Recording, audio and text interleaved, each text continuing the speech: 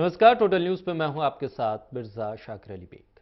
हरियाणा की सियासत में जाट आरक्षण के बाद हुई हिंसा और उसके बाद बदली हुई सियासत में जाट वर्सेस नॉन जाट एक ऐसा फैक्टर बनता जा रहा है कि चुनावी रणनीति बनाने में हर राजनीतिक पार्टी इसको भरपूर तरीके से ध्यान देती है और तवज्जो में रखती है। हर राजनीतिक पार्टी इसी गणित के हिसाब से ही उम्मीदवारों का चयन भी कर रही है और इसी गणित के हिसाब से तमाम गठबंधन की कवायद को भी आगे बढ़ाया जा रहा है। आज चर्चा इसी मुद्दे पर, क्या हरियाणा की सियासत जाट वर्सेस नॉन जाट के इसी पेच में फंसी हुई है। तो खास मेहमान हमारे साथ आज इस चर्चा में बने हुए हैं। हमारे साथ कांग्रेस के प्रवक्ता बालमुकुंद शर्मा जी इस चर्चा में हमारे साथ बने हैं। भारतीय जनता पार्टी की तरफ से विजेंद्र नेहरा साहब इस चर्चा में हमारे साथ जुड़े हैं। वहीं वरिष्ठ पत्रकार वीरेंद्र सोनी जी हमारे साथ इस चर्चा का हिस्सा बने। जननायक जनता पार्टी की तरफ से मनदीप बिश्नोई आज हमारे साथ इस चर्चा में हिस्सा ले रहे हैं। आप लोगों के साथ चर्चा को आगे बढ़ाएं उससे पहले एक रिपोर्ट देखते हैं कि किस तरह से जाट वर्सेस नॉन जाट हरियाणा की सियासत में हावी होता जा रहा है और आने वाले चुनावों में भी यही फैक्टर देखा जाएगा।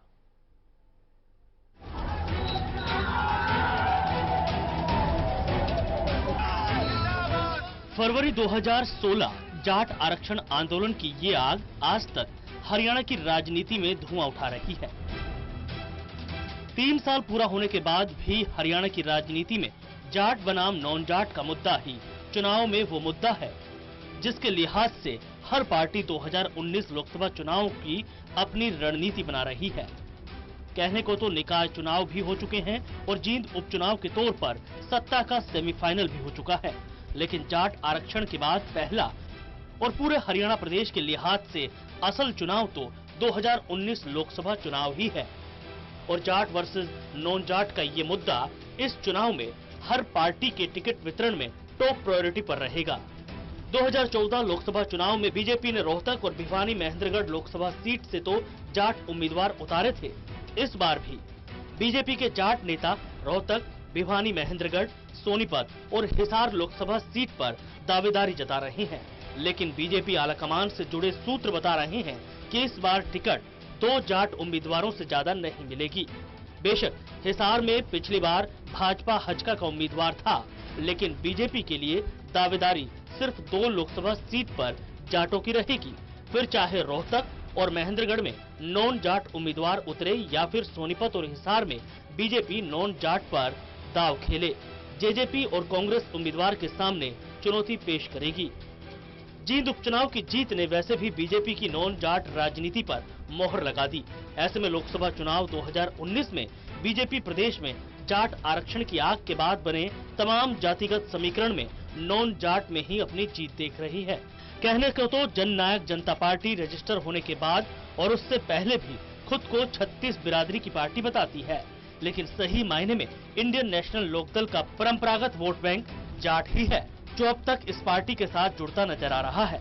ऐसे में जेजेपी के लिए और इंडियन नेशनल लोकदल के लिए 2019 लोकसभा चुनाव में हरियाणा में हुए जाट आरक्षण आंदोलन की आग के बाद नॉन जाट की राजनीति में खुद को स्थापित कर पाना सबसे मुश्किल रहने वाला है।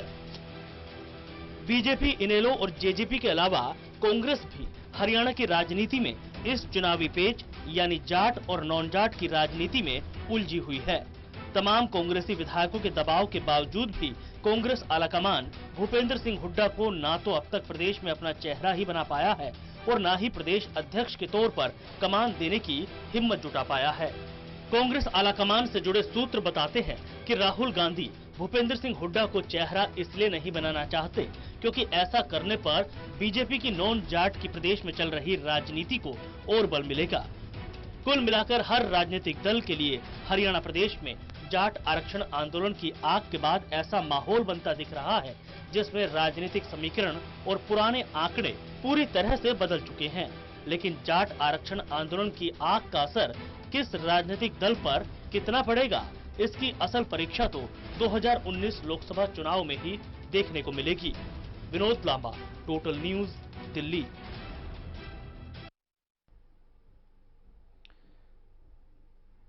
तो खास मेहमान हमारे साथ बने हुए हैं। शुरुआत करते हैं वीरेंद्र सोनी जी।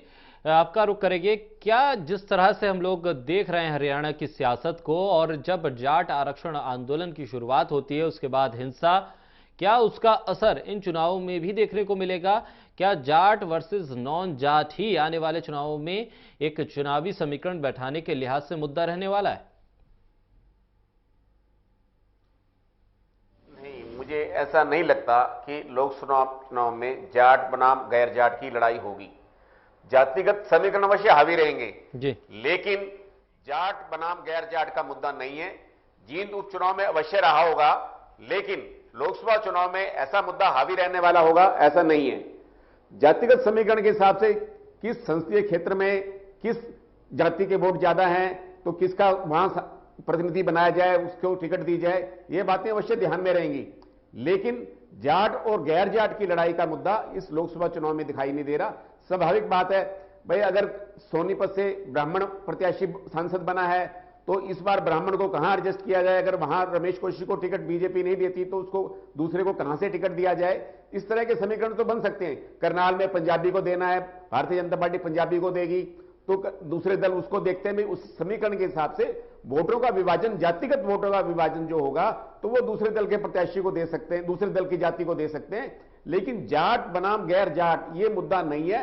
ये निश्चित है कि जब आरक्षण आंदोलन हुआ था तो उसके अंदर जो हिंसा हुई थी उससे समाज में कटुता आई थी, बहुत ज्यादा कटुता आई थी। लेकिन उसके बाद समाज को एक रूपता में लाने के लिए सरकारी स्तर पर भी विपक्षी दलों ने भी प्रयास किए, तो एक अच्छा संदेश गया है। सामाजिक ताना बाना पूरी तरह से है। अब राजकुमार सैनी जी ने भी जाट बनाम गैर जाट की राजनीति की, लेकिन बाद में भी उनको स्टैंड लेना पड़ा, उनको अपना स्टैंड बदलना पड़ा। उन्होंने कहा, पहले वो 35 बिरादरी की बात करते रहे, फिर वो 36 बिरादरी की बात पर आ गए। और भारतीय जनता पार्टी का तो नारा है सबका साथ सबका विकास। और कांग्रेस भी जाट बनाम गैर जाट की लड़ाई कोई भी दल नहीं लड़ेगा, इस तरह की स्थिति नहीं है। लेकिन टिकटों के वितरण में जातिगत आंकड़े जरूर हावी रहेंगे, उसके हिसाब से टिकटों का वितरण होगा। यह बात देखने वाली है। जाट बनाम गैर जाट का मुद्दा हावी होगा, मुझे नहीं लगता ऐसा कोई है। विजेंद्र नेहरा जी भारतीय जनता पार्टी से हमारे साथ जुड़े हुए हैं। विजेंद्र जी, पार्टी क्या टिकट बंटवारे में इसको देखेगी कि किस क्षेत्र में जाट वर्सेस नॉन जाट का समीकरण बैठ रहा है, उम्मीदवारों का चयन क्या इस हिसाब से होगा? जैसे अभी वरिष्ठ जो पत्रकार हैं, जो विश्लेषक के नाते बैठे हुए हैं, उन्होंने बड़े अच्छी तरीके से बताई है सारी चीजें जी। तो भारतीय जनता पार्टी तो सबका साथ सबका विकास में विश्वास करती है और माननीय प्रधानमंत्री नरेंद्र मोदी जी के नेतृत्व में 2019 के जो लोकसभा के चुनाव हो रहे हैं, ये विकास के मुद्दे पे भारतीय जनता पार्टी इन चुनावों को लड़ेगी। और जो हमने काम किए हैं उनके मुद्दों पे, और जो हमने विकास के काम हमें आगे करने हैं, जो हम जनता के लिए और कर सकते हैं, वो हम जनता को बताएंगे। और साथ साथ आप ये देखिए, जो हमने 4-5 साल के अंदर जो काम करने के साथ साथ जो अन्य तरह के जो समीकरण सभी जो जीतने वाले कैंडिडेट जो होते हैं भारतीय जनता पार्टी में, सबसे पहले जो हम देखते हैं कि हमारा जो वहां सबसे मेहनती कार्यकर्ता कौन है, हमारे कैडर का हमारा जो कार्यकर्ता कौन है, किसने मेहनत की है, जनता की आवाजों को किसने उठाया है, जनता की बातों को किसने रखा है, क्षेत्र के बारे में कौन जानता है, कौन वहां का स्थानीय निवासी है, पढ़ा लिखा है, युवा है, योग्य है, इस तरह की सारी चीजों के साथ साथ फिर वो जीतने की उसकी कितने चांसेस हैं, और वो जिताऊ कैंडिडेट है उसी को भारतीय जनता पार्टी मौका देगी। बाकी जो सारे समीकरण जो आप बता रहे हैं कि जाट नॉन जाट का, इन चीजों में भारतीय जनता पार्टी कम से कम विश्वास नहीं करती। भारतीय जनता पार्टी सबका साथ सबका विकास में विश्वास करती है, और इसी चीज को पिछले चुनाव में भी 2014 में जाति पाति को भूल करके नरेंद्र मोदी जी को पूरे 36 बिरादरी ने, सर्व समाज ने वोट दिया था। इस बार भी नरेंद्र मोदी जी को सर्व समाज जाति पाति से ऊपर उठ करके, क्योंकि ये लोकसभा के चुनाव है, कोई स्थानीय पार्षद के चुनाव नहीं है जिनमें ये छोटे मुद्दों को लोग देखेंगे। ये तो नेशनल जो देश के लिए मुद्दे हैं, यहाँ ये देखना पड़ेगा कि देश के लिए कौन नेता है जो देश को आगे ले जा सकता है, जो देश की भलाई के लिए भारत को आगे, जो भारत को विश्व गुरु बनाने के लिए कौन प्रयास कर सकता है। तो ऐसा एक ही आज पूरे देश के अंदर नेता है, आदरणीय नरेंद्र मोदी जी, जिनकी लोकप्रियता पूरे देश में है। उनके नेतृत्व में देश को आगे बढ़ाने के लिए ये चुनाव लड़ा जाएगा। इसमें जो ये जाति पाति का कहीं कोई भेद नहीं है, सबका साथ सबका विकास। और ये सिर्फ ऐसा नहीं है कि भारतीय जनता पार्टी का बोलने के लिए है, ये करके दिखाया है। चाहे राष्ट्रपति जी हों, चाहे अन्य जो संवैधानिक पदों पे, जो भी संवैधानिक पदों पे लोग हैं आज, उन सबको हमने जाति पाति देख करके नहीं, उनको उनकी योग्यता के आधार पर और सर्व समाज को आगे बढ़ाने का काम भारतीय जनता पार्टी ने किया है। पूरे विश्वास के साथ मैं आपको कह सकता हूं, जिस तरह से हरियाणा प्रदेश के अंदर हमने नगर निगम के चुनाव जीते हैं, जींद में उपचुनाव जीता है, और हम उसी गति के साथ में और बहुत बड़ी जीत हम लोकसभा के अंदर दर्ज करने जा रहे हैं। हरियाणा प्रदेश की 10 की 10 जो लोकसभा सीट है उसमें भारतीय जनता पार्टी इस बार जीत दर्ज करेगी। निश्चित रूप से मैं पूरे विश्वास के साथ ये कह सकता हूं। बालमुकुंद जी, किस तरह से लेंगे अगर भारतीय जनता पार्टी ये कह रही है कि वो किसी तरह के जातिगत समीकरण को ध्यान में नहीं रखती है उम्मीदवारों के चयन के वक्त, लेकिन विपक्ष के तौर पे आप लोग लगातार ये कहते रहे कि जातिगत समीकरणों को साधने की कोशिश में रहती है भारतीय जनता पार्टी, और आपके संगठन के स्तर पर जब आप उम्मीदवार तय करेंगे तो क्या ये एक विचार रहेगा कि किस तरह से जातिगत समीकरणों को साधा जाए? शाकिर जी, देखिए, भारतीय जनता पार्टी एक ऐसा दल है, ये इतनी घटिया सोच और छोटी मानसिकता के लोग हैं। इन्होंने ना केवल हरियाणा में, पूरे देश में जहां इनको वोट का फायदा मिलता है, ये दंगे करवाने में इनको महारत हासिल है।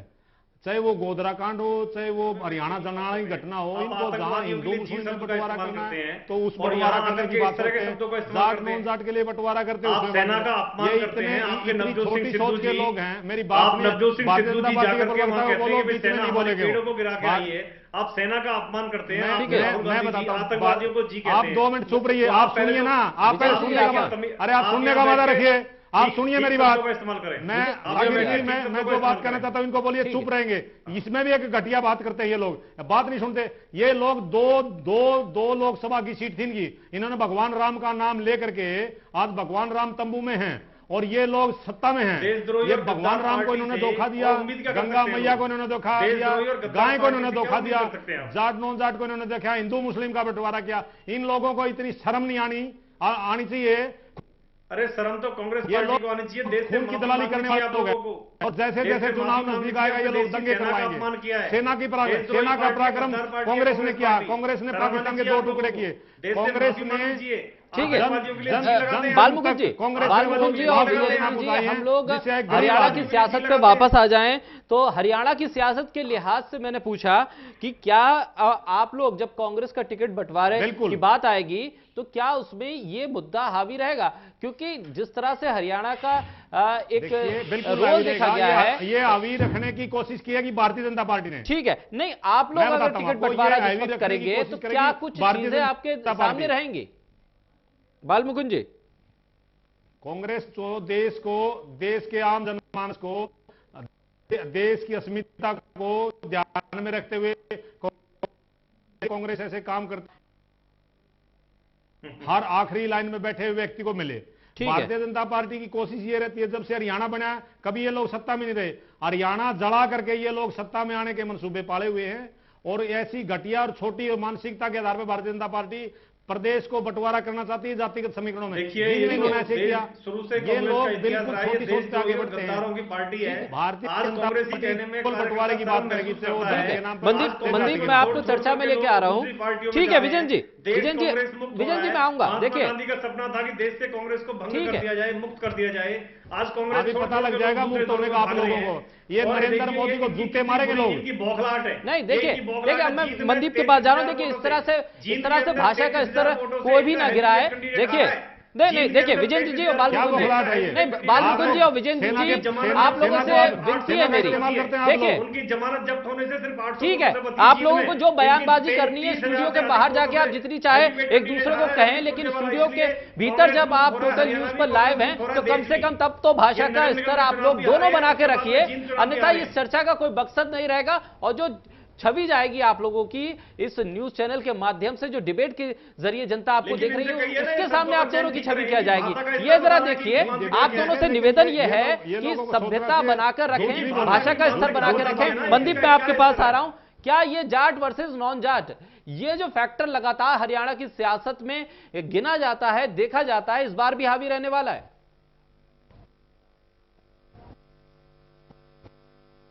मनदीप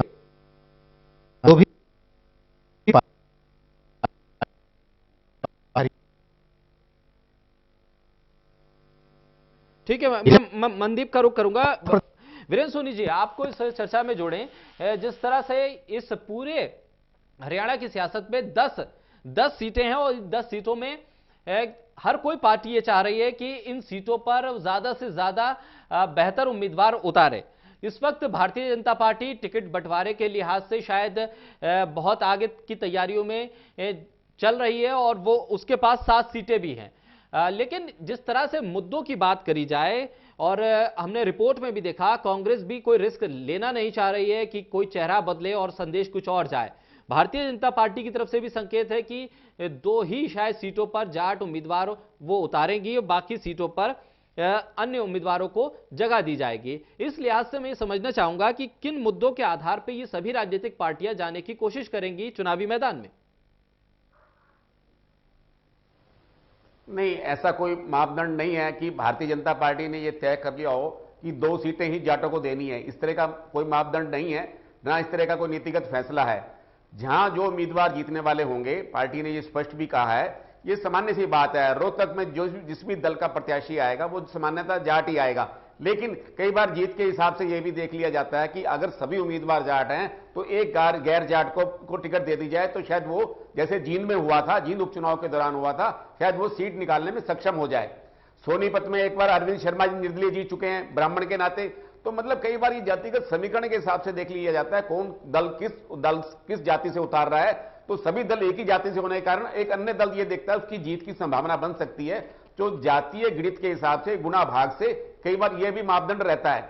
अब जैसे गुड़गांव की बात है, वहां अहीर समुदाय से ही आएंगे, चाहे कैप्टन अजय यादव कांग्रेस से आए, राव इंद्रजीत का लगभग टिकट तय ही है। इस तरह की बात है। वहां हालांकि अफ्ताब अहमद भी कांग्रेस के टिकट के लिए प्रयास कर रहे हैं। जननायक जनता पार्टी भी अपना प्रत्याशी उतारेगी, इनेलो का भी। तो मतलब ये सब देखने वाली बात है। फरीदाबाद के अंदर जो है वो गुर्जर समुदाय का ज्यादा है, तो वहां नेचुरल बात है। सोनीपत में जाट समुदाय का रहता है, तो रोहतक में भी जाट समुदाय का रहता है। और करनाल में इस बार ब्राह्मण या पंजाबी में से कोई होगा।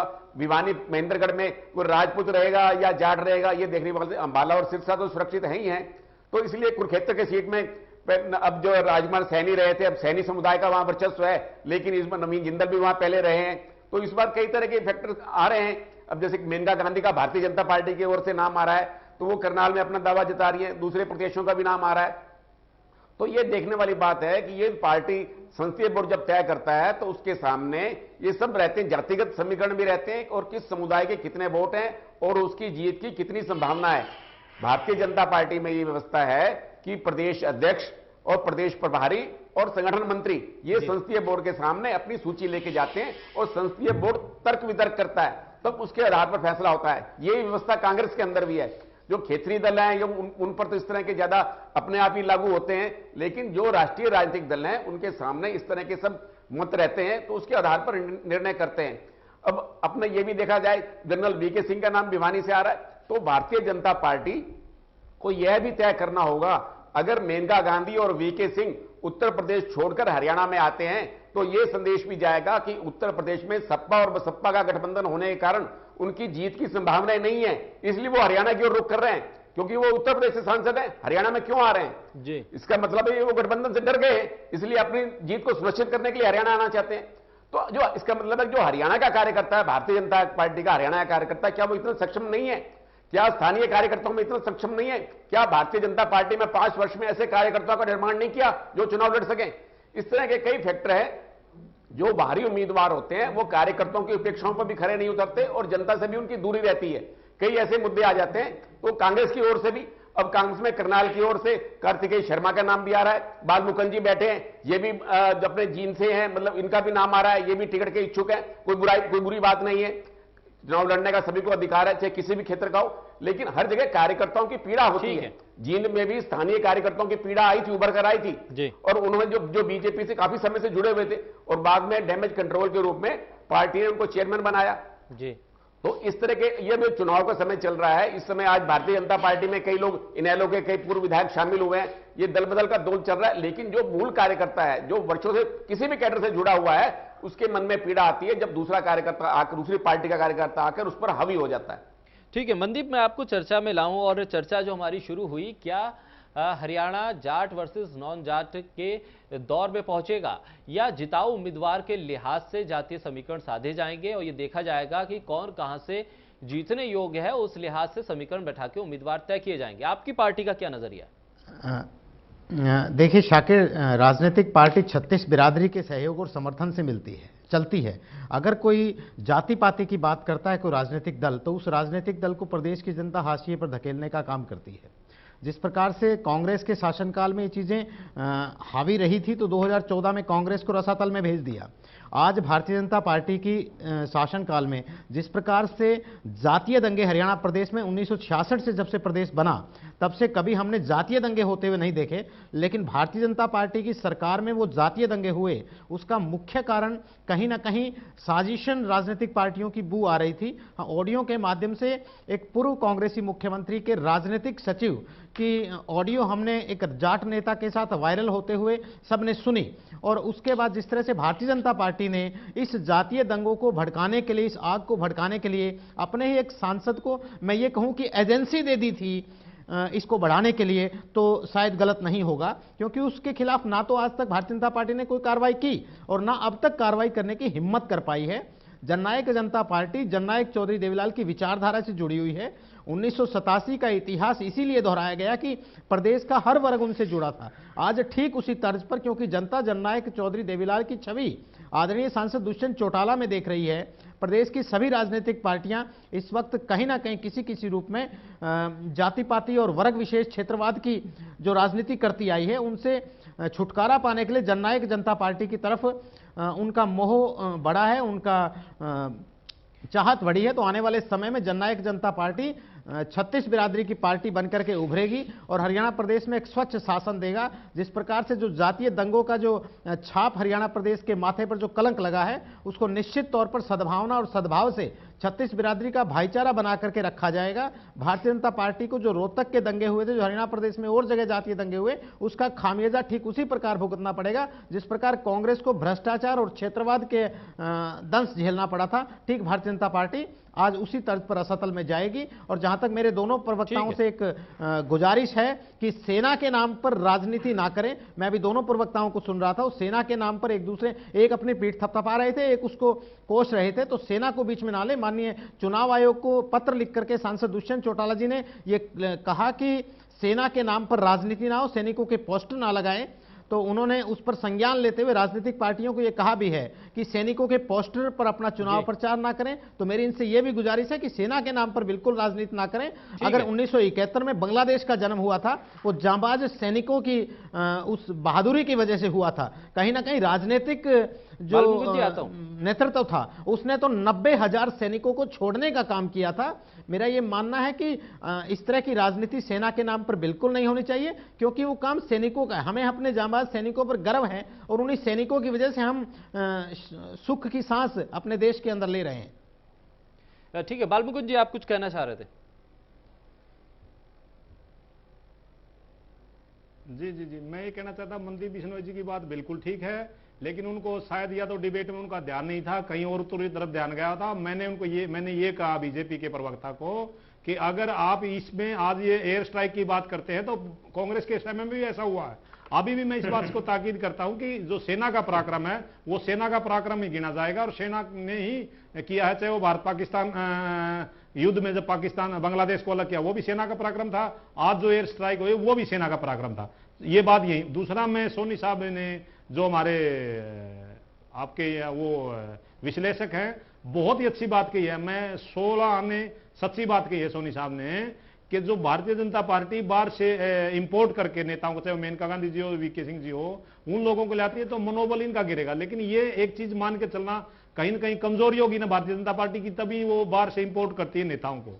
जहां तक मैं, साकिर जी आपने मुझे बोला उस डिबेट में, पिछली बार जब मैं बोल रहा था थोड़ा बहुत मुझे ये लगा और मैं उसमें शायद ज्यादा भी बोल गया। जो 2016 की जो घटनाएं थी वो इतनी आहत थी उन घटनाओं के अंदर। मैं वहां जब घटनाएं हो रही थी, मेरा गांव भी पड़ता उस इलाके में, तो इतना दुख भरी दास्तान थी और भारतीय जनता पार्टी की सरकार सत्तासीन थी। एक भी कार्रवाई इन्होंने नहीं की। 3-4 दिन तक हरियाणा प्रदेश जलता रहा और मुख्यमंत्री अपने शिव निवास में सोते रहे। ये तो ऑन रिकॉर्ड है। तो जब जिनका परिवार जलता उसमें मरता, इनके खुद वित्त मंत्री, आज कल उनका बयान है वित्त मंत्री का कि मैं जाति पर नहीं जाऊंगा और मैं उनको सजा दिला के रहूंगा। यानी कि जिन लोगों को सजा दिलवानी है, जब इनके वित्त मंत्री का यह बयान है कि मैं कोई जातिगत बात नहीं करूंगा, मैं सजा दिलवाऊंगा जिन्होंने मेरा घर जलाया, तो हमारे भी घर जले थे। वो उस समय का जो मंजर था, सरकार की बिल्कुल फेलियर थी। तो जब वो अगर उस मंजर में कोई भी मेरे जैसा कोई दूसरा आदमी भी रहा होगा, उसको भी लाजमी बात है कि एकदम से अंदर से फूटता आदमी कि सरकार नपुंसक बन के बैठ जाए या सरकार बिल्कुल हाथ पे हाथ धर के बैठ जाए। 3-4 दिन तक आपने हरियाणा में देखा होगा, सरकार नाम की कोई चीज नहीं थी। सरकार का फेलियर होने के बाद सरकार वोट बटोरती है। पुलवामा जैसी घटनाएं हो जाती हैं, 50 सैनिक शहीद हो जाती हैं, सरकार वोट बटोरने की बात करती है। वो जो शहीद हुए हैं उसकी कोई जांच नहीं, कोई पड़ताल नहीं। बम विस्फोट होता है और 40 सैनिक माने जाते हैं, यहां लोग वोट मांगते हैं। क्या हमें बोलने का अधिकार नहीं रहा क्या शाकिर जी? नहीं, बिल्कुल बिल्कुल बोलिए आप। और अपनी बात हरियाणा की सियासत में क्या 2019 के चुनाव में जाट वर्सेस नॉन जाट एक फैक्टर हो सकता है या नहीं? और अब हम चर्चा करेंगे कि आखिर इन तमाम समीकरणों से इतर मुद्दे क्या कुछ हो सकते हैं। विजेंद्र नेहरा जी, मैं आपके पास आऊं। आप लोग सत्ता में, केंद्र में भी, राज्य में भी, दरअसल अब चुनाव में आप लोग जाएंगे, क्या मुद्दे रहेंगे, क्या बताएंगे, क्या कुछ किया आप लोगों ने? देखिए, सबसे बड़ी जो बात है वो विकास और डेवलपमेंट के मुद्दे पे भारतीय जनता पार्टी इस चुनाव को रखना चाहती है और हम लड़ेंगे विकास के मुद्दे पे। चाहे हम बात करें किसान सम्मान निधि के तौर पे, जो पीएम किसान सम्मान निधि के तौर पे 6,000 रुपए प्रति वर्ष, जो 75,000 करोड़ रुपए प्रति वर्ष 12 करोड़ देश के किसान भाइयों को जो आदरणीय नरेंद्र मोदी जी की सरकार ने देने का काम किया है, ये ऐतिहासिक काम। इससे पहले इससे बड़ा काम कभी हुआ नहीं देश के अंदर। तो हमने किसानों के लिए बहुत काम किया है। फसल की लागत का 1.5 गुना मूल्य जो भारतीय जनता पार्टी की केंद्र की सरकार ने देने का काम किया है। जो रबी की और खरीफ की 22 फसलें हैं, सभी फसलों पे हमने लागत का 1.5 गुना मूल्य देने का काम किया है। अकेले हरियाणा में 50 लाख सॉइल हेल्थ कार्ड हमने देने का काम किया है। ऐसी 100 से अधिक ऐसी टहल थी जहां आज तक हरियाणा जब से बना हुआ पानी नहीं पहुंचा, हमने पानी पहुंचाने का काम किया है। फसल बीमा योजना के माध्यम से जो फसलें खराब हो जाती थी किसानों की, जो प्रीमियम की अगर हम बात करें तो सिर्फ 8,000 करोड़ पूरे देश के अंदर प्रीमियम लेकर के 33,000 करोड़ किसानों को वापस देने का काम इस भारतीय जनता पार्टी की सरकार ने किया है। हरियाणा प्रदेश के अंदर रोजगार एक बड़ा विषय है। 61,000 युवाओं को सरकारी नौकरी देने का काम हमारी सरकार ने किया है और 2.25 लाख प्राइवेट सेक्टर के माध्यम से युवाओं को रोजगार देने का काम हरियाणा प्रदेश के अंदर हमारी सरकार ने काम किया है। इसमें सक्षम युवा रोजगार की बात करें, चाहे 100 घंटे काम के बदले में 12वीं पास को 6,000 रुपए, ग्रेजुएट को 9,000 रुपए और मुद्रा लोन के माध्यम से देश के अंदर करोड़ों युवाओं को रोजगार देने का काम। और युवा आयोग जो हरियाणा प्रदेश के अंदर हमने बनाया, युवाओं के लिए जो सोचेगा, युवाओं के लिए जो काम करेगा, चाहे सड़क है, सीवर है, बिजली है, पानी है, शिक्षा है। जो गेस्ट टीचरों को हम हरियाणा प्रदेश के अंदर हमने पक्का किया है। स्वास्थ्य के क्षेत्र में आयुष्मान भारत योजना जो केंद्र के अंदर नरेंद्र मोदी जी की 5 लाख रुपए प्रति वर्ष के हिसाब से एक परिवार को हमने देने का काम किया है। इतना बड़ा काम आज तक देश में कभी नहीं हुआ। प्रधानमंत्री औषधि केंद्र के माध्यम से जो जगह जगह सस्ती दवाइयों के लिए जो केंद्र खुले हैं, अगर 100 रुपए की एक दवाई एक मेडिकल स्टोर पे प्राइवेट में मिलती है, प्रधानमंत्री औषध केंद्र पे 20 रुपए में मिलती है।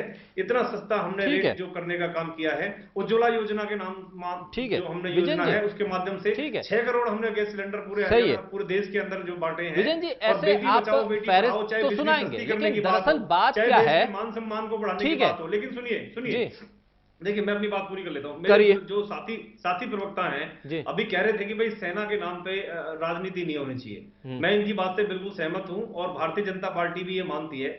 लेकिन मैं बड़े सम्मान के साथ अपने साथी प्रवक्ताओं से पूछना चाहूंगा कि देश की जो सेना ने पराक्रम किया है उसके गौरव का गान क्या देशवासियों को नहीं करना चाहिए? ये लोग कहते हैं कि भारतीय जनता पार्टी राजनीति करती है, सेना का सम्मान करती है, सेना का नाम बखान करती है, उनके जो पराक्रम है उसका। तो मैं इनसे एक बात पूछना चाहूंगा, मैंने बहुत लोगों को सुना ये कहते हुए, क्या कांग्रेस पार्टी के वो सैनिक नहीं है? क्या वो जेजेपी और एनएलओ के सैनिक नहीं है? इनको तारीफ क्यों नहीं करनी चाहिए सेना की? भारतीय जनता पार्टी क्यों करती है? ये लोग भारतीय जनता पार्टी वालों क्यों लगाते हैं? विजय जी करें तारीफ सेना की। ठीक है विजय जी, सेना तो देश की है। ठीक है विजय जी, जरा मनोबल गिराने में लगे हुए हैं। थोड़ा आप पता कि विजय जी पार्टी के कहते हैं कि सेना पाकिस्तान में पेड़ गिरा के आई है, तो इनको तो शर्म आनी चाहिए कांग्रेस पार्टी को।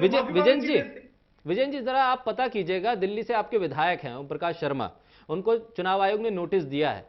सेना की तस्वीरों के साथ, अभिनंदन की फोटो के साथ प्रधानमंत्री और आपके राष्ट्रीय अध्यक्ष की तस्वीरें उन्होंने फेसबुक पे पोस्ट की थी और शिकायत मिली है, तो चुनाव आचार संहिता उल्लंघन का नोटिस मिला है। आज शाम तक उन्हें जवाब भी देना है। अगर इस तरह से आप सम्मान की बात करेंगे तो मैं तो कहूंगा सिर्फ आप वोट के लिए सब चीजें कर रहे हैं। सम्मान ठीक है, लेकिन आप जब इस तरह की चीजें सामने आती है ना, तो फिर सवाल और शक भी पैदा होता है कि किस लिए ये सम्मान हो रहा है। देखिए मैं आपको बता देता हूं जी। अभी क्या है कि उस दौरान, अब आज की डेट में अगर हम ये चीज करते हैं तो मैं उसको ठीक नहीं मानता, लेकिन जिस समय ये सारी चीजें हो रही थी, सैनिकों की जब हम तस्वीर लगा रहे थे तो एक श्रद्धांजलि स्वरूप उनकी तस्वीर लगा के उनको श्रद्धांजलि देने का काम सैनिकों को किया चलिए, जा रहा था। मैं उस डिबेट में नहीं जाना चाह रहा। देखिए मैं उस डिबेट में नहीं जाऊंगा। अभिनंदन को श्रद्धांजलि दे रहे थे आप, ठीक है, अभिनंदन को श्रद्धांजलि दे रहे थे आप। जेजेपी प्रवक्ता, जो जेजेपी के प्रवक्ता है, ठीक है, जो बात करी थी जाट आरक्षण वाली, इनको मैं इनकी जानकारी के लिए बता दूं कि जाट आरक्षण आंदोलन के बाद में 7 जिलों के अंदर नगर निगम के चुनाव हो लिए, चाहे गुड़गांव है, फरीदाबाद है, चाहे भी 5 जिलों के अंदर हुए, सब जगह बीजेपी जीती है। जींद में उपचुनाव हम जीते हैं। तो मैं इनको बताना चाहूंगा कि हरियाणा प्रदेश की जो जनता है उसने बहुत देख लिया जाति की राजनीति को, विकास की राजनीति देख रही है। 4.5 साल में जो हमारी ईमानदार, जो माननीय मनोहर लाल जी की सरकार ने जो ईमानदारी से काम किया है, अब ईमानदारी से हरियाणा चलेगा, ईमानदारी से युवाओं को नौकरी मिल रही है। आज जो पढ़ा लिखा योग्य युवा उसको नौकरी मिलती है। पहले बहुत पक्षपात होता था, नोटों को लेकर लोग घूमते थे, नेताओं की पीछे लोग घूमते थे और पर्ची सिस्टम चलता था। आज ईमानदारी से हरियाणा प्रदेश के अंदर काम हो रहा है। जो श्रोता सुन रहे हैं वो भी सब जानते हैं कि हरियाणा प्रदेश के अंदर दोबारा से भारतीय जनता पार्टी केंद्र में भी और हरियाणा में भी बीजेपी की सरकार बनेगी और हम निश्चित रूप से जनता का विकास जैसे कर रहे हैं वैसे करते रहेंगे। ठीक है, बालमुकुंद जी आपके पास आऊं। विजयन जी ने तमाम फहरिस्त गिनवाई। योजनाएं बनाना, उसका ऐलान कर देना होता है, आसान हो जाता है शायद सरकारों के लिए, उसे गिनवाना आसान हो जाता है, लेकिन धरातल पे वो योजनाएं कहां दम तोड़ रही हैं शायद ये पता लगाना सबसे ज्यादा जरूरी होता है और विपक्ष को ये काम करना है। बालमुकुंद जी, जो योजनाओं का जिक्र किया विजयन जी ने, उनमें से कितनी योजनाएं आपको धरातल पे दिखी हैं कि वो हाँ फल फूल रही हैं और कितनी योजनाएं दम तोड़ती हुई नजर आ रही हैं? किसानों के खाते में आ भी चुके हैं। किसान सम्मान, पीएम किसान सम्मान निधि के 2-2 हजार रुपए आ भी चुके हैं किसानों के खातों में। आप देख लीजिए, चुप कराइए एक बार। ठीक है विजयन जी, अब जवाब ले लेते हैं, अब जवाब ले लेते हैं। बालमुकुंद एक बार इनको चुप, साकिर जी चुप कराइए। ठीक है, आप जवाब दीजिए।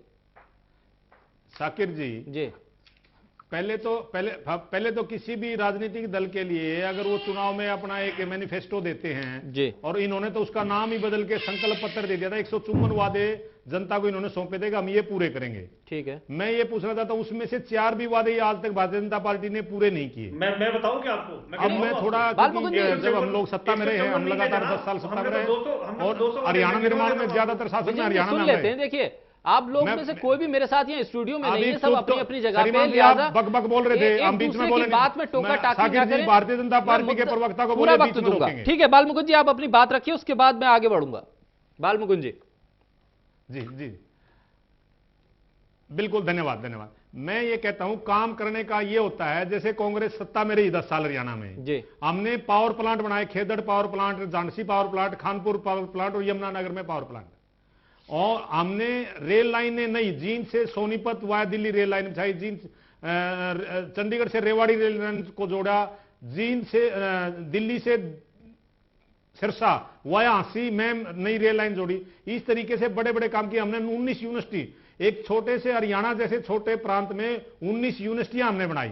इनके वादों पे आ जाते, इन्होंने घोषणा की थी कि हम हर जिले में मेडिकल कॉलेज बनाएंगे।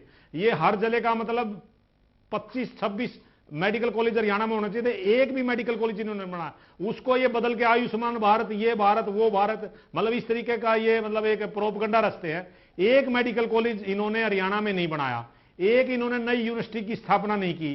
किसी महिलाओं को इन्होंने बस, फ्री बस देने का था, एक भी बस, अभी 1 महीना पहले ये कह रहे थे कि 100 बसों का हमने टेंडर किया है, आज एक भी बस नहीं दी, जबकि इन्होंने कहा था कि महिलाओं को अलग से हम बस चलाएंगे, उसमें हम महिला गार्ड देंगे, महिला कंडक्टर होंगी। मैं आपको पूछना चाहता हूं, एक भी इन्होंने महिला भर्ती नहीं की कंडक्टर की, एक भी हरियाणा में महिला ड्राइवर की भर्ती नहीं की, कोई एक भी नई बस नहीं खरीदी। जो भी चुनाव वादे साकिर जी इन्होंने किए थे, कोई एक भी धरातल पे उतारा हो इन्होंने भारतीय जनता पार्टी वाले। मैं जिम्मेवारी के साथ प्रवक्ता के तौर पर कहता हूं, मेरी पार्टी की तरफ से हम इनको जो आरोप लगा रहे, एक भी ये बता दे, हम इनसे सॉरी फील कर लेंगे। कुछ भी नहीं किया प्रदेश में बंटाधार किया, जातिगत उन्माद उन्मेष पैदा कर करके ये लोग सत्ता में आए हैं और उसी कड़ी को आगे पीछे घुमा रहे हैं। विकास वो होता है जैसे कांग्रेस ने विकास किया। रोजगार की जहां तक इन्होंने बात की, साकिर जी आप पढ़े लिखे व्यक्ति हैं, आप ये बताइए, ये रूटीन का काम है। हमारे हरियाणा में 3-3.25 लाख कर्मचारी हैं हरियाणा सरकार के मातहत जो काम करते हैं, वो पोस्टें खाली हो जाती हैं, लोग रिटायर हो जाते हैं और उनकी नई भर्ती हो जाती है। ये कौन सा रोजगार हो गया? रोजगार ये कम से कम पिछले 5 साल में ये बताया इंटरप्राइजेज ब्यूरो में इन्होंने वो 3.5 लाख जो पोस्टें हरियाणा में उनको 4 लाख किया हो, 5 लाख किया हो, नई कोई भर्ती किया। जो लोग रिटायर हो गए, ये रूटीन का विषय उसकी हर सरकार करती है, किसी में ज्यादा रिटायर हो जाते हैं, किसी में कम रिटायर हो जाते हैं। जब रिटायरमेंट होती है तो नए लोगों को भर्ती किया जाता है, ये रूटीन का काम है। अब ये एक और झूठ बोल रहे हैं, वो जो जेवीटी जो टीचर हैं, गेस्ट टीचर हैं, उनको इन्होंने पक्का नहीं किया। उनको ये कहा कि 58 साल की उम्र तक आपको हटाएंगे नहीं, पक्का तो ये कर ही नहीं सकते। माननीय अदालत ने बिल्कुल सीधा आदेश दे रखा कि बैकडोर एंट्री, चोर दरवाजे से एंट्री नहीं करेंगे। और एक मिनट रुकिए, आप पूरी बात सुनिए। कांग्रेस, मैं बताता हूं कैसे पक्का होता है, मैं बताता हूं कैसे पक्का होता है। अरे सुन ले यार, अरे सुन लो भाई, अरे भाई मेरी सुन लो। पक्का ऐसे होता है जो पक्के टीचर, अरे मेरे भाई सुन ले, अरे भाई आगे काम आएगी बात, सुन लो। अगर जो पक्के टीचर हैं इसी पोस्ट पर, उनकी तनख्वाह 1.25 लाख है, इनको आप 25,000 में रख रहे हो, ऐसे पक्के नहीं होते, ऐसे आंखों में धूल नहीं झोंक सकते। ये साकिर जी आप पढ़े लिखे हो, आप आरटीआई से मैं कल आपके पास जानकारी भिजवा दूंगा। इस भाई के पास उनको तो ये 1.25 लाख रुपए जो पक्के हैं, जो गवर्नमेंट, और इनको 25,000 रुपये हम दे रहे हैं। अब बात सुन लीजिए भाई साहब, बात सुन लीजिए, आपके भी काम आएंगे आगे। काम करने का तरीका होता है जैसे कांग्रेस ने किया है, आप विकास की बात, दूसरा ये खिचड़ी बनाते हैं। विकास के काम है, स्वास्थ्य पर आइए स्वास्थ्य के काम है, कानून व्यवस्था पर आइए कानून व्यवस्था के काम है। ना कानून व्यवस्था ठीक है, ना स्वास्थ्य ठीक है। डॉक्टरों में कितनी पोस्टें खाली है? हमारे साथी प्रवक्ता नायरा साहब ये बता दे, डॉक्टरों के अब ये सब इन पर जवाब ले लीजिए कि डॉक्टरों की कितने पोस्टें सैंक्शन हैं और कितने खाली हैं। 2/3 खाली पोस्टें हुई पड़ी है, 2/3, 1/3 डॉक्टर वर्किंग पे हैं। अगर 100 डॉक्टरों की पोस्टें सैंक्शन है तो 33 काम कर रहे हैं, 66 खाली हैं, डॉक्टर ही नहीं है। तो कैसे स्वास्थ्य ठीक होगा? आयुष्मान भारत, वो भारत, ये भारत, ऐसे होता क्या? आप ये बताइए, डॉक्टरों की कितने पोस्टें सैंक्शन है हरियाणा में, कितनी खाली है? कितने मेडिकल कॉलेज आपने बना दिए, ये बता दीजिए। कितनी आपने किया क्या है, ये बता दीजिए। ठीक है वाल्मीकि जी, अब जवाब ले लेते हैं। नेट टू नेट कर लीजिए बात को। विजयन जी, योजनाएं गिनवाने से काम नहीं होगा, ये बताने से काम नहीं होगा कि हमने कितनी घोषणाएं कर दी। दरअसल धरातल पे अगर वो योजनाएं दम तोड़ दें तो जनता के किसी काम की नहीं। हाँ, आपके चुनाव प्रचार के काम की जरूर होंगी। देखिए मैं बताता हूं आपको, जैसे इन्होंने अभी बात करी हमारी घोषणाओं के बारे में। हमने बोला था चुनाव 2014 के चुनाव में हमने वादा किया था कि हम बुढ़ापा पेंशन को 2,000 रुपए करेंगे, हमारी सरकार बनेगी, हम उसको कर चुके हैं। हमने बोला था हम बिजली 24 घंटे देंगे। आज 3440 गांवों में हरियाणा प्रदेश के 7 जिलों के अंदर 24 घंटे बिजली देने का हमारी सरकार काम कर रही है, वो भी हम कर चुके हैं। महिला सुरक्षा के मामले में पहले 2 महिला थाने पूरे हरियाणा प्रदेश में थे, आज वो बढ़ के हमने 30 उनकी संख्या की है। और महिला सुरक्षा के लिए आप देखिए हमने कितने कड़े प्रावधान किए हैं। 12 साल की बच्ची के साथ अगर कोई गलत करता है तो फांसी तक का प्रावधान उसमें हमने रखा हुआ है। महिला दुर्गा शक्ति ऐप के माध्यम से सुरक्षा देने की बात हो, चाहे स्कूल कॉलेजों के सामने गार्ड तैनात करने की बात हो, लिंग अनुपात में जो सुधार हुआ है महिलाओं के मामले में, पहले जब हमारी सरकार आई थी 1000 लड़कों के ऊपर 850 लड़कियां हरियाणा प्रदेश के अंदर थी, आज 950 तक लगभग उनकी संख्या पहुंची है। सस्ती दवाई देने का जो हमने वादा किया था, प्रधानमंत्री औषध केंद्र के माध्यम से हमने सस्ती दवाई देने का काम किया है। आयुष्मान भारत योजना के माध्यम से हमने जो सस्ते इलाज की हमने व्यवस्था करी है, फ्री इलाज की हमने गरीब लोगों के लिए 5 लाख तक की व्यवस्था करी है। और जहां तक बात है देखिए सस्ते घर देने की, हमने लोगों को सस्ते घर देने का काम किया। मीठे पानी की जो बात है, रेनीवेल परियोजना के तहत आप जाके देखिए पलवल के गांवों में भी 150 करोड़ की लागत से 84 जो गांव जहां खारा पानी था, कड़वा पानी था, वहां हमारी सरकार ने मीठा पानी देने का काम किया है। व्यायामशालाएं खोलने का काम हरियाणा प्रदेश के अंदर हजारों की संख्या में किया है। हजारों योग शिक्षक हमने भर्ती किए हैं। बिजली सस्ती हमने की है।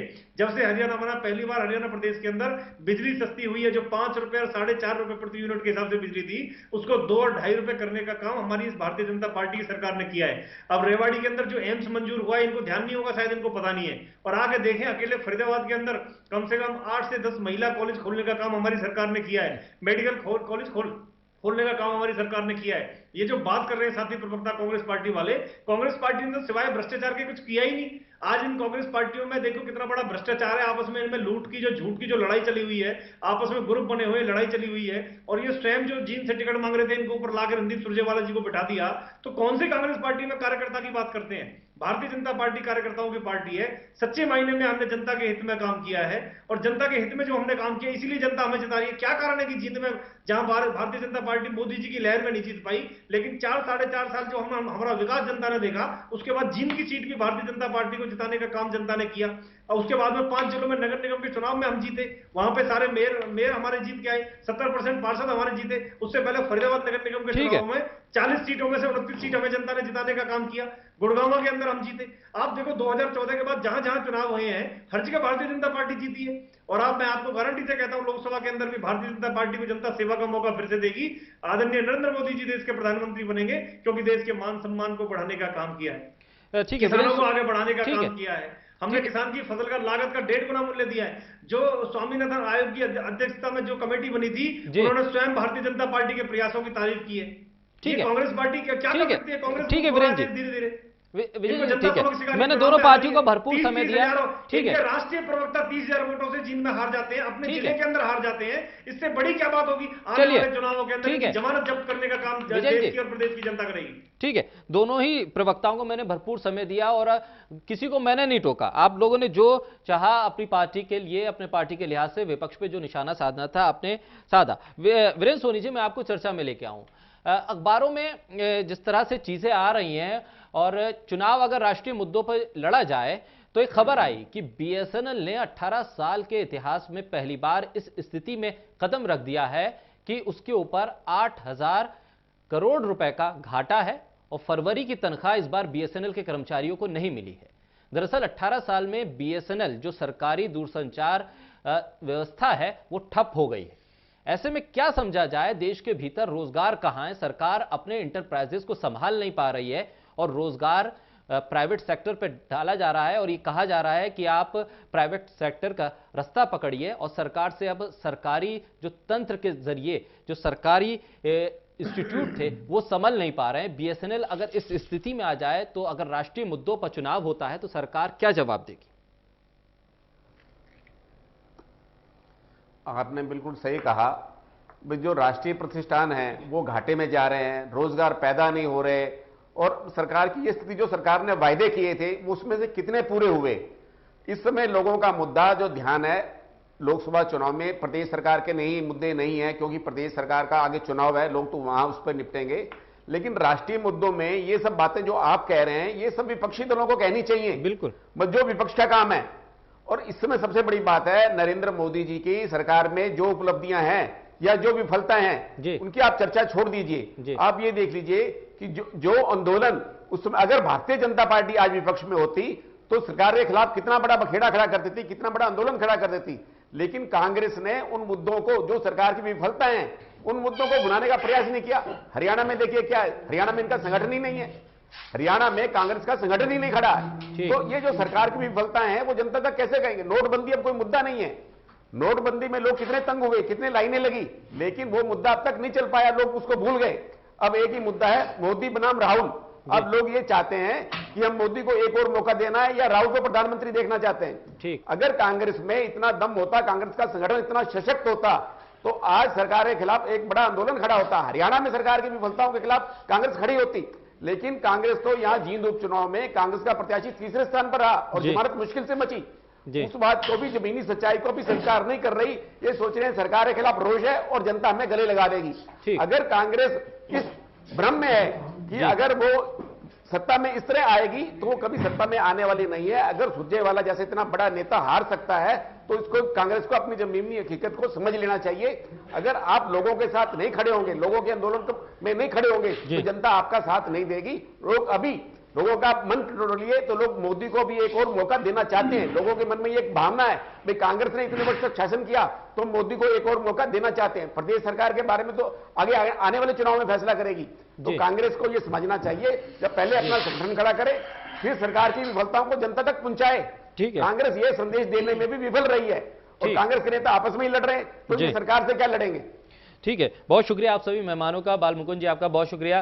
बालमुकुंद जी समय थोड़ा कम है, अगर 10 सेकंड में बात रख सकें तो रखिए। ठीक है बालमुकुंद जी बहुत शुक्रिया आपका। विजेंद्र नेहरा जी आपका भी बहुत शुक्रिया। संगठन इतना मजबूत है, कुमारी वीरेंद्र सोनी जी आपका भी बहुत शुक्रिया। इतना मजबूत है कि कुलदीप शर्मा जी, चलिए मनदीप बिश्नोई, आपका भी बहुत शुक्रिया इस चर्चा को सार्थक बनाने के लिए। अगली डिबेट में मौका मिला तो समय जरूर दूंगा। आज समय की कमी के चलते मुझे चर्चा को यहां रोकना पड़ेगा। विपक्ष को मुद्दों को उठाने की अभी जरूरत है। वक्त हरियाणा के लिहाज से लगभग 2 महीने का है। ऐसे में जो विपक्ष है, अगर वो लामबंद होता है तो सरकार के लिए जरूर मुश्किलें खड़ी होगी। और जिस तरह से टिकट बंटवारा होगा, टिकट बंटवारे में उम्मीदवार कौन होगा, वो भी इस लिहाज से काफी महत्वपूर्ण हो जाएगा, जीत हार किसकी होती है। और राजनीतिक पार्टियां जिस तरह से हरियाणा में दखल दे रही हैं और नई पार्टियों का उभार है, हरियाणा की सियासत दिन ब दिन दिलचस्प होती जा रही है। और इस दिलचस्प सियासत के बीच जनता को अपने मुद्दे रखने की जरूरत है, अपने प्रतिनिधियों से सवाल करने की भी जरूरत है और सही सवाल के साथ अपने मुद्दों को जनता के प्रतिनिधियों के सामने रखकर फिर वोट देने की तैयारी हरियाणा की जनता को